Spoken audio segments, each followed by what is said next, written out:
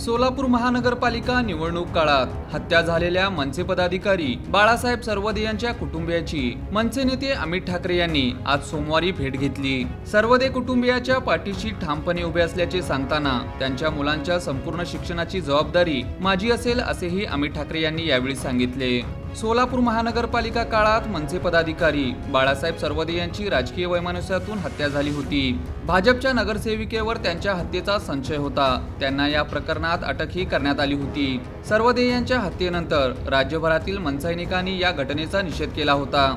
ऐन निवडणुकीची धामधूम सुरू असतानाही मनसे नेते अमित ठाकरे यांनी सोलापुरात जाऊन सर्वदे कुटुंबियांचे सांत्वन केले होते। त्यानंतर पुन्हा आज अमित ठाकरे यांनी सोलापुरात येऊन सर्वदे कुटुंबियाची भेट घेतली। मनसे नेते अमित ठाकरे यांनी आज सोलापुरात जाऊन काही दिवसांपूर्वी निवडणुकीत राजकीय बळी ठरलेल्या मनसे पदाधिकारी बाळासाहेब सर्वदे यांच्या कुटुंबियाची दुसऱ्यांदा भेट घेत त्यांच्या मुलींच्या शिक्षणाची संपूर्ण जबाबदारी घेत भविष्याची हमी दिली। कठीण प्रसंगात कार्यकर्त्यांच्या कुटुंबामागे ठामपणे उभा राहणाऱ्या अमित ठाकरे यांच्या कृतीमुळे मनसे हा केवळ पक्ष नसून एक कुटुंब आहे अशा भावना पक्षातील लोक व्यक्त करीत आहेत। हा विषय माझ्यासाठी निवडणुका आणि राजकारणाच्या पलीकडचा होता। अशा प्रकारची घटना झाली नाही पाहिजे आणि म्हणून मला मी तेव्हा पण बोललो की हा निवडणूक राजकारणाच्या काळातला माझ्या सगळ्यात घाणेरडा दिवस होता जेव्हा मी मागच्या वेळेला आलेलो। त्याच्यामुळे मी त्या मुलींना बघायला आलो की कशा आहेत, बऱ्या आहेत ना, आणि मी त्यांच्या शिक्षणाची काळजी घेतली। त्याच्यामुळे मी त्यांना फक्त बघायला आलेलो आणि तेवढीच भेट होती। खरं तर आज त्यांची भेट झाली, त्या दिवसानंतर आज भेट घेतलेली आहे।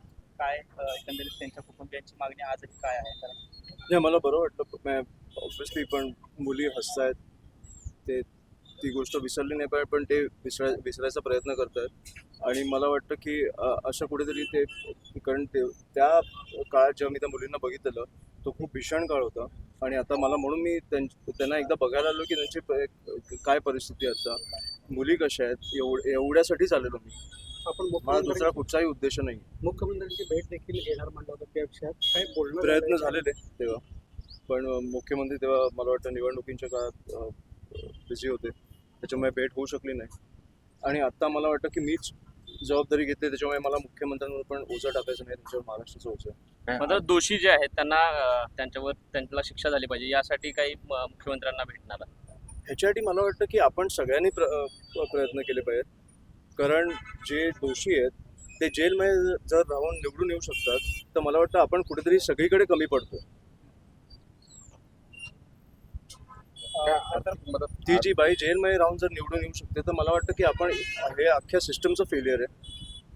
त्याच्यावरती मला बोलायचं नाही आहे, कारण मी परिवाराला भेटायला आलो, पण हे विचित्र काहीतरी एक प्रकार घडला सोलापूरमध्ये। कारण त्यावेळेला जेव्हा मी आलेलो, त्यावेळेला जेव्हा तो आक्रोश मला बघायला मिळाला किंवा जो राग बघायला मिळाला, ज्या प्रकारे लोक रडत होते, आणि मला कळलं नाही की अशा काळात ती बाई निवडून कशी येऊ शकते।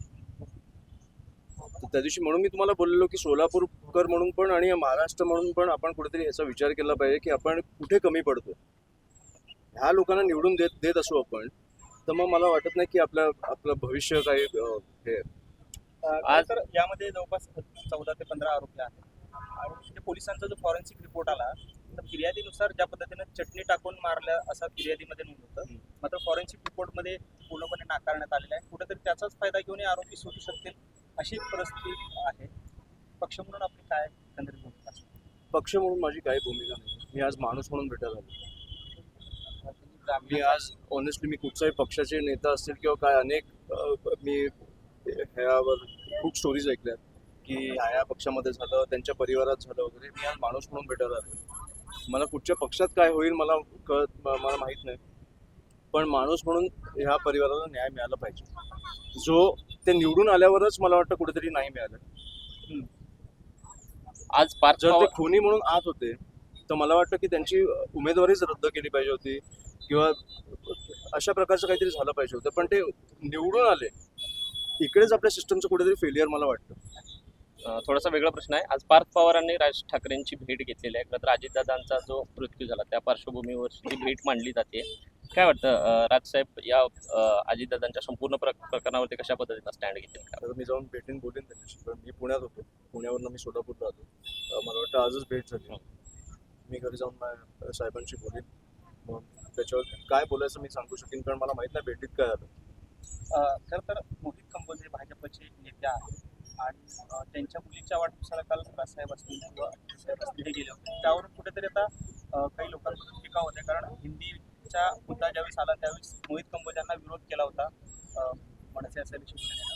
मात्र काल ते वाढदिवसाला गेले होते, त्यावरून बरीच टीका होते, आरोप प्रत्यारोप होते. कसं मोहित कंबोज सर आणि मला वाटतं राजसाहेब हे खूप जुने मित्र आहेत. मोहित कंबोज सर मला वाटतं राजसाहेबांना अनेकदा भेटायला पण येतात.